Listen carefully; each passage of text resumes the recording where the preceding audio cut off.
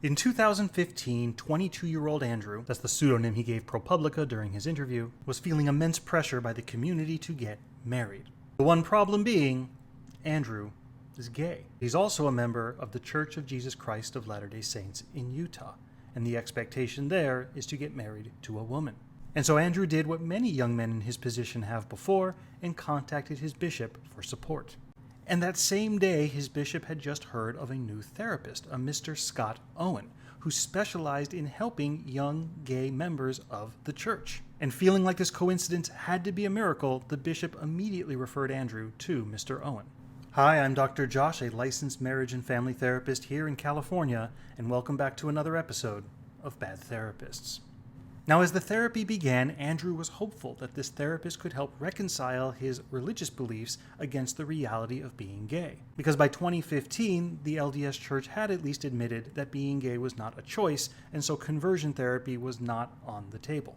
Instead, though, Mr. Owen had some alternative approaches. It began with some light touching, back rubs, hugs, long embraces. And at first, Andrew thought perhaps this was practice for being with a woman, since he didn't feel attracted to Scott Owen either. But after a few months, it progressed to getting undressed during therapy and having long makeout sessions, at which point Andrew realized, oh my God, I'm being abused. And by the beginning of the next year, he had complained formally to the bishop and, at the bishop's encouragement, filed a complaint with the licensing board in Utah. And here is where it becomes especially troublesome for the board, because they didn't take his license away, instead simply reprimanding him for, quote, inappropriate touching.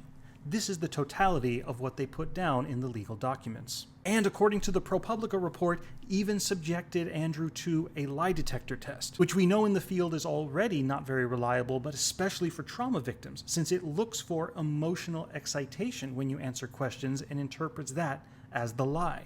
Fortunately, over the years that followed, other people came forward to file similar complaints against Mr. Owen, including at least one individual who specifically went to Mr. Owen for being sexually abused by another male leader. And at this point, the board really had no other choice than to remove his license, except it was technically surrendered by Mr. Owen and not taken by the board.